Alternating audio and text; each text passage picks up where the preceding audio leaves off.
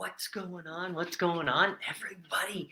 Welcome to the very first episode of the Rush Hour Cruising podcast. That's right. So, I was thinking of ways where I can bring some long form, even longer form kind of live content to you. And as I was driving to work the other day, I was thinking, I listen to an awful lot of YouTube in my car, right? About cruising, about deals, about various different things, fishing. There's many different things I listen to as I'm on my way to work. So I said, you want to know what? I am going to create for you, the cruising community, a podcast for when you go home. The Rush Hour podcast. So it's going to be a little bit more informal. I'm not going to be so much worried about video and editing. If I lean out of frame, it's not really going to matter.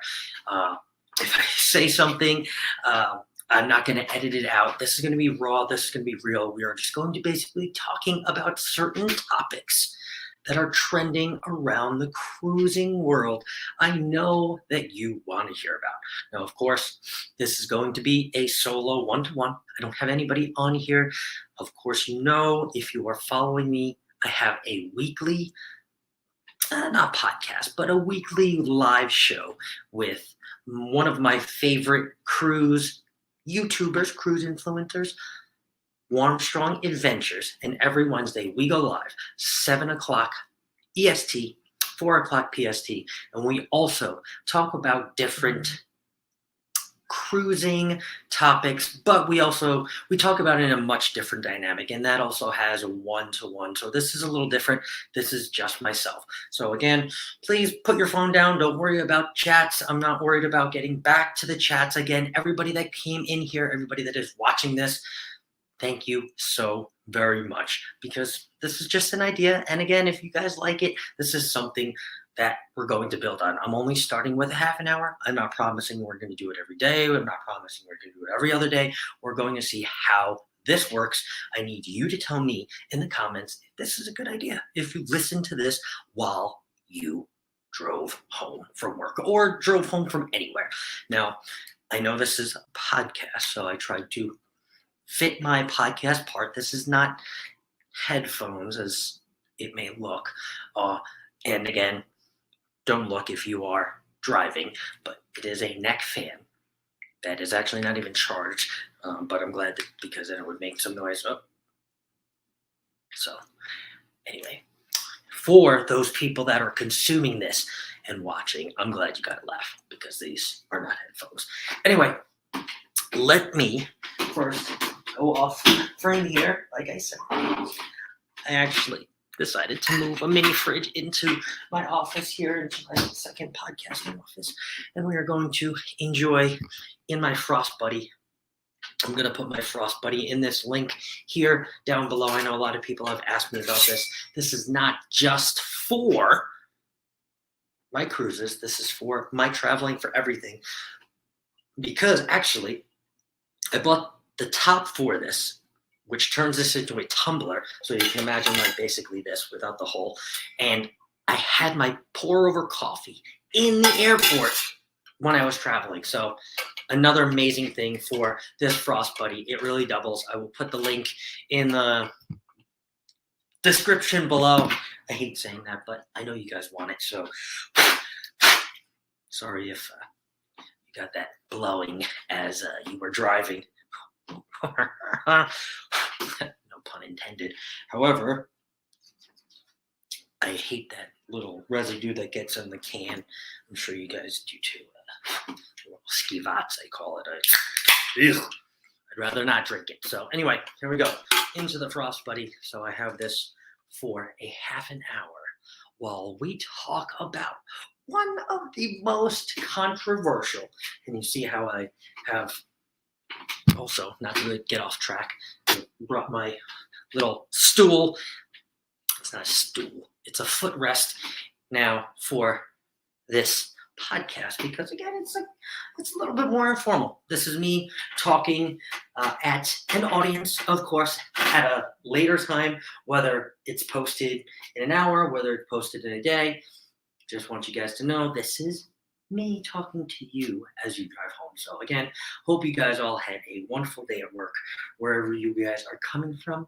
If you guys are coming from the gym, I hope you had a good gym session. If you guys are coming from shopping, I hope you had a great shopping session. And if you are coming home from a cruise, well, lucky you. I also wish I was too. Actually, I wish I was going on a cruise. I am going on a cruise in just a few weeks. Not too long away.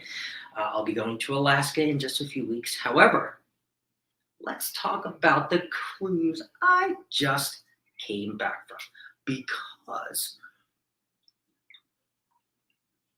it actually happens to be one of the most controversial cruises, let's just say, trending right now on the internet, right? Everybody is searching for Margaritaville at the Seas. That's right. I just sailed on Margaritaville at the Seas. So people are searching for Margaritaville at the Seas. Paradise, Margaritaville at the Seas cruise ship, cheeseburger in paradise, Freeport, Bahamas, right?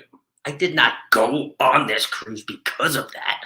I went because I was itching for a cruise, and I said, hey, I don't really have enough money to go on a 4 or 5 day cruise or even a 3-day cruise. I looked at Carnival for the 3-day cruise. So Carnival, before you come at me, I looked, but you didn't give me good enough deals. And here comes along Margaritaville at the Sea. Jimmy Buff. I got 2 pina coladas for you, buddy. Come on, come with me. So I said, okay, sure, why not? So we booked Margaritaville at the Sea. Again, one of the most controversial cruise ships, for the good, for the bad. There has been so many people that have absolutely shredded this cruise ship. Now, if you want my review, and if you want my honest review, I have given it on a previous live, and I also have many videos on my page now too, surfacing about Margaritaville at the Sea. So go and take a look at one of those. However, I'll let you know it's not that bad of a cruise ship. Many passengers use this cruise ship for many different things. That's the great thing about it. While you call it a cruise ship, many use it as a ferry over to the Bahamas. And that is quite all right too, because a ferry ride could be 2 days. Take it somewhere, get off, experience that place. This place just happens to be Freeport, Bahamas. Experience that place for a few days or a week or 2 weeks, and then you get back on that ferry and it takes you back to where you started, and then you travel back on home, wherever that may be. Right? A lot of people use it for that too. A lot of people use it for a little quick getaway like I did. A little cheap, quick getaway that has some really strong drinks. And that's exactly what it was, right? It had everything that a cruise line, for the most part, encompasses, right? And I wanted to say a budget cruise line, but before anybody started to come at me at the comments, I thought about budget or value. But okay, so like a value cruise line. But the food was great. The entertainment was great. The service was great. The drinks were phenomenal. I mean, I had absolutely nothing at all to complain about. Right now, that may have short-circuited so many of you from watching my review. However, that's quite all right, because I have so many other videos and vlogs that are coming out now. My day 1, my day 2, and I have recorded those from my experience and my point of view. So I'm really actually intrigued to watch them now from my point of view after I have edited them, and I get to watch them on a screen too as well. I don't watch all of my videos, but some of them I do. Now, we have gotten past the fact that Margaritaville of the Sea is decent. It's great for the value of exactly what it is. It is a great value cruise line. And I'll even say the entertainment and the show that I got to see, because I forgot that to go to the show the first night. The show that I got to see, the 80s show, forgot exactly what it was called, but it was great. I even think that it might be better than some carnival shows that I have seen. So let's just leave it at that. I also had really good seating because I had faster to the chill, which let's just talk about that for a second. Faster to the chill. This is different from any other, let's just say, priority boarding, right? Because Scott from the Muster Drill actually recently brought this to my attention. He said, well, think of it this way, right? So think of it for all of those people that have earned the loyalty, let's say on Carnival and Royal, right, to get these different perks and priorities, right? Here comes along somebody that's a first-time cruiser, right? And yes, okay, it's awesome that they can buy these different priority boardings and buy these different things. However, how should that make somebody that has invested their time, their money, and all of their efforts into a Carnival or a Royal? They're loyal to Royal, right? Carnival Cruiser or whatever, and you have a certain status. It just brought up another great perspective and another great point of just being able to buy priority. However, on Margaritaville of the Sea, there is no loyalty. You get just a plain Jane. Here they are. Look at this. Plain Jane, run-of-the-mill card. Your name is so tiny you can hardly see it. There's no design or anything. That's also another thing I think they should update. They should put some kind of logoing Margaritaville at the Sea. It doesn't really cost that much for ink on those cards. It's just my take. Anyway, they come in just plain Jane. And for me, honestly, I think that they could have done just a little better at the fact of the little tiny small details, right? The little tiny small details, which I think they're getting better. They're getting better, right? So basically, as far as Margaritaville at the Sea goes, the underlying thing I think they need to continue to do is connect the dots. Okay, now this is a short cruise. You go straight to Freeport, Bahamas, and back. If you do stay on the entire cruise, even if you don't, you go that first day to Freeport, Bahamas.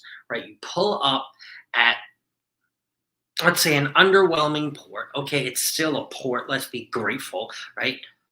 You pull up at a port where you get off. There is some shopping there. There are some things to do there.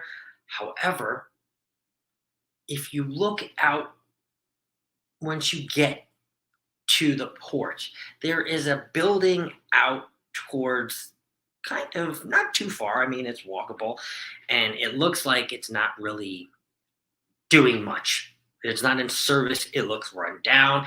However, if you look over, I can envision Jimmy Buffett and Margaritaville at the Sea converting this 2-story big building into, that's right, you might have guessed it, Margaritaville at land. So you have the at sea experience, it takes you to the land experience, and you get back on the sea experience and go back to land. They sell shore excursions, they sell day packages. I'm getting so excited. I mean, hire me for the marketing team. sounds fun. There can be water slides. There's even, I see the little access to the beach. I mean, I don't know what it was, but I can imagine it was some kind of restaurant or dining hall in Freeport, Bahamas. But you get off there, and honestly, if you're not taking a cab or you're not going to a resort or you're not doing anything else, there's not much at that port except for a little local shopping. That's about it. And Mike's Gully bar right there, which is not really a bar, kind of a bar, but he makes very strong drinks. But that's it. So why not just renovate, buy some of that land, buy that building, and make it Margaritaville at land? And it may be happening. I have no idea. Right? This is premature. This is talking July 2023, almost August 2023. Right? Things may be happening in the background. I have no idea. But that would be such a fun experience.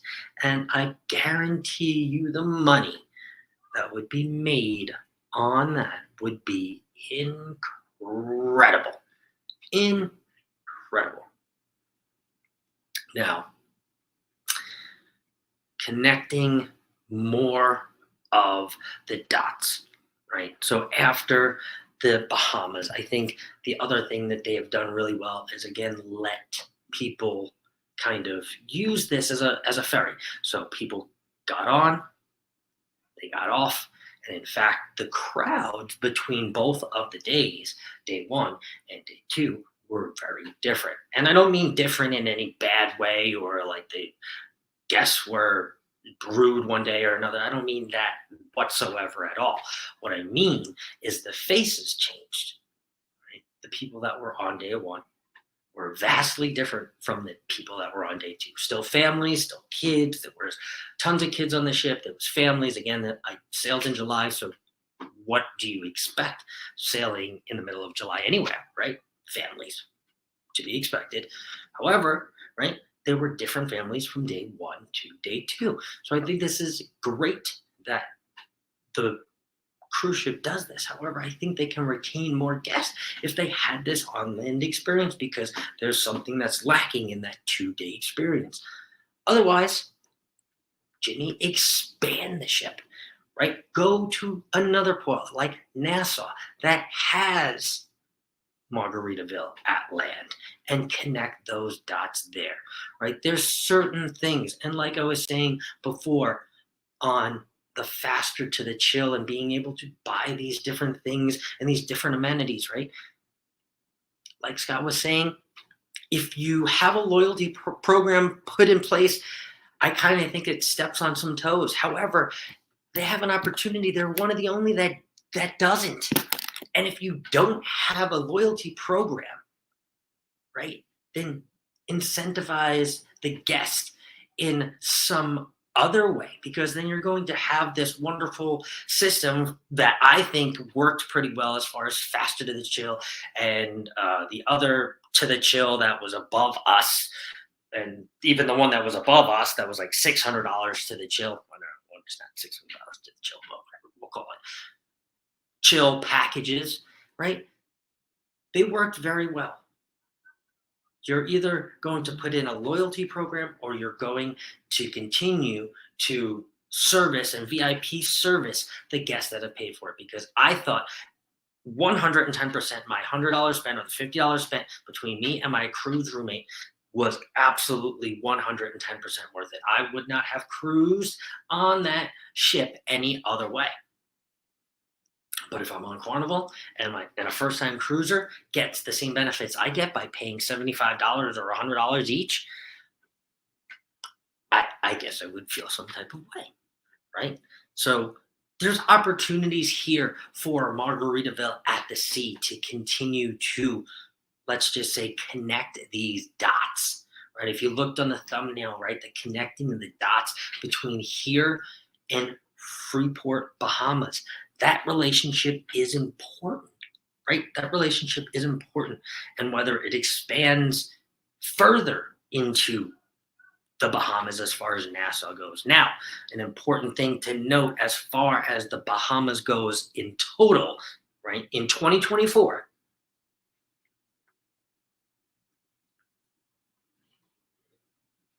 in 2024, the Bahamas will be raising port charges and taxes. So basically about, give or take, right, this isn't every port, but let's just say, general speaking, because I'm not going to go down every single port, but let's just say it's about five and ish change to $7 right now, as far as the Bahamas goes, right?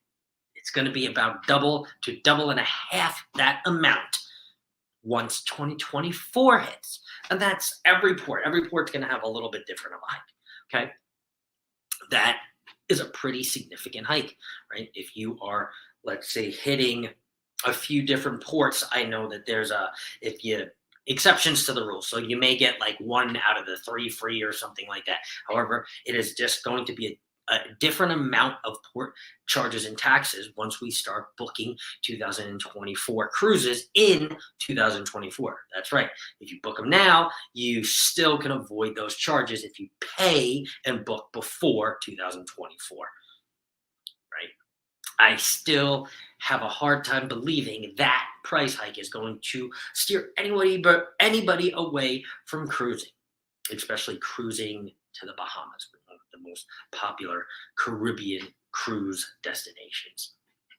I just believe that there are so many opportunities that are on the table that could absolutely make this company a lot more money. Right now, of course, let's just take a look, right? And I will say one thing as far as Margaritaville at the Seas staffing goes. I thought different areas of the ship, as far as staffing went, were better than others.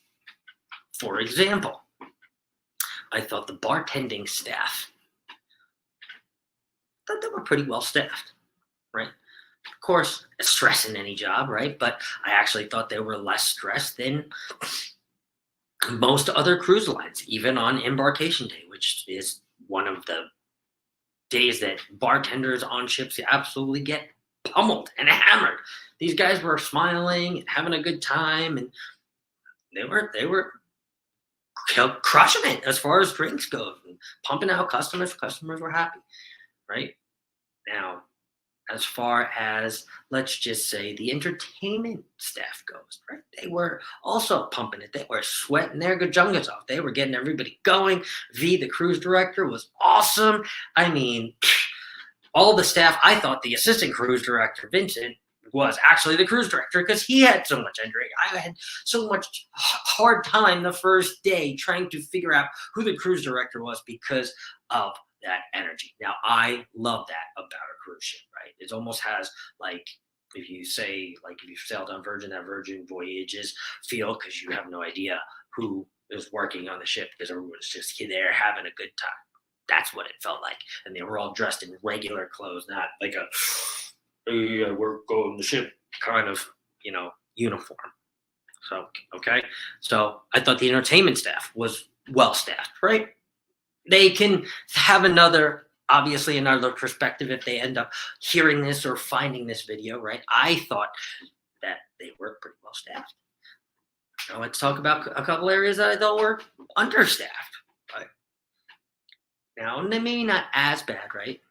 But the housekeeping, I thought they could have maybe used a little bit more housekeeping or housekeepers. Of course, I believe that there actually is a job listing for that on website. I was researching it a little bit before this, but they are looking for housekeepers, which is kind of crazy because I really thought that they could have used some. They did a great job. I mean, everything that I asked them to split the beds, if they could split the beds. I asked if we could get another safe because Brady found out there was no safe in there and he would really like a safe. So we asked for a safe and they said anything but just after 5, sir. That was the after 5. Cool, bro. Probably not even going to be back before 5. So they were awesome, right? And they were running around back and forth. I thought they could use maybe one or maybe 2 other on our floor because I think there was only 2 going to the whole entire floor. Usually you have like sections. I think they would do it the whole floor. So kudos to Rodrigo, Felipe. Oh God, that's so bad. I think his name was Felipe. Sorry, I'm so sorry. Okay. And then I think the absolute most understaffed part of the ship as far as staff goes, and I felt bad, was the dining staff. The one night that I did go into the dining room, Finn's dining, just regular dining, didn't do the specialty dining or anything like that, but Finn's dining, went into Finn's dining and we sat super quick. I had the wristband, the VIP wristband, sat real quick, sitting there. And pretty much all the people in my little section, one, two, three, four, were all sat just around the same time. I think I was third out of the four, but they weren't too far because I saw where they were as far as progression. Maybe they were in a really long time, but they all looked right. And we kind of gave that look, excuse me. I don't, little burp. I kind of gave that look right to each other, like, how long you been there? Like, that restaurant head now, So anyway, they were all there, and it was about 40 minutes, and I was like, wow, nobody has come over here yet, like nobody. And I saw a few wristbands on. I don't think everybody in our section was VIP. However, right, I just politely, very politely, oh man, I, I felt so bad. I mean, I saw everybody running around. Everybody was running around, and there was even like service going past us, like with food, like looking at us, like knowing that we weren't getting serviced, and like they couldn't do anything because they were so under, like they were so behind that they couldn't even jump over and help us because they were up. It was like a mess. So I saw one of I think it was an HOD or somebody that had the stripes, right? And he kind of caught my eye, and he was like, he came over, he's like, "Is everything okay, sir?" I said, "Well," it's like, actually, this whole section, I was like, "I've been sitting here for like 45 minutes, and nobody has come back over." He's like, "Oh my god!" And he ran away, and I was like, "Oh." I felt like I might have, like, I don't know, like offended him or something, and he came back running, like running full speed, and he had like a paper. He's like, "Sir, can I take your order?" And then like he asked everybody else around us, and they were like, "No." And he was like, and he was like, "Oh," like, and he like kind of called for like help, but like there was everybody else was doing something. So like I felt so bad. So like I knew what I wanted. I was like chicken tortilla soup and the pineapple glazed chicken. If you Either one of those, absolutely phenomenal, by the way. Pineapple glazed chicken. And then he was like, "Oh my God, thank you so much, sir. Thank you for telling me so much." And then he ran over to the other one. And I'm telling you, this was a guy of like prestige. This was a guy in a white, and like those people walk around the ship usually just with their hands, and they like, kind of like make sure everything's okay. They're like kind of like the bosses, like the, bosses. So he ran over, he's like, took the other lady's eye. I was like, "Lady, I'm so sorry, she's like, "That's okay, it's okay, we're starting to wonder." And then he went over to the next couple, he took their order, and I was just like watching this entire thing. I left I think a 10 or a 20 on the table. I was like, I couldn't even talk to him after. I thanked him before I left, but I wanted to have another conversation. But I knew me having the conversation, even though I was going to send so much appreciation, I knew it was going to take away from what he had to do. But wow, that I don't think I told that on any of the lives or anything at all, because I didn't want to make it seem bad. It's not bad. It wasn't their fault. I mean, I was fine. I was hanging out. I kind of forgot. I was dazed off for a little bit. Not dazed off, but I was like daydreaming for a little bit, and forgot that we hadn't ordered. And I know the other lady, she wasn't looking irritated, but she was kind of just like kind of looking around. And I was just like, oh, I realized nobody had come over at all. And that was just like probably the most understaffed part of the ship. However, roundabout overall, I just think that if Jimmy Buffett had connected the dots just a little bit better, right? Just a little bit better, however, right? With the Freeport, with some of the things on board as far as maybe a loyalty program, right? Maybe even the cards, making the cards look like something better than just your local ShopRite rewards. Ding! You get 750 points. Like, I think it was great. I think it was really great. I think there's just some things that could have been a little bit better. I mean, look at this shirt. Okay, like, okay, actual retail value. I don't even. I brought it. Oh, actually, actual retail value before we go. Okay, actual retail value of this shirt. What do you think? Put it in the comments below. Put it in the comments below. What do you think? Actual retail value. Look at this shirt, right? And if you are not watching, right, and you're listening, like I said you should, right? It's actually only $24.99 for this shirt. I thought one of the best things was the gift shop. Reasonably priced. They had a lot of selection. The checkout attendant was awesome and so welcoming and nice. I have nothing other than the water, which I've also said out on other lives, and the fact that they were just a little understaffed, and it's not fair to the cruise crew. That's all I have to complain about. But Jimmy, I really think that you have an opportunity to connect the dots, and you should create a Margaritaville at sea and a Margaritaville on land for Freeport Bahamas, because that would make the ultimate cruise experience. And give us a few more days. 4 and 3 is kind of the best. Anyway, thanks so much, guys, for tuning in on this first episode of a rush hour cruising. Hope you got to wherever you were safely. We will talk to you on the next episode. I can't wait. Thanks so much. Talk to you soon.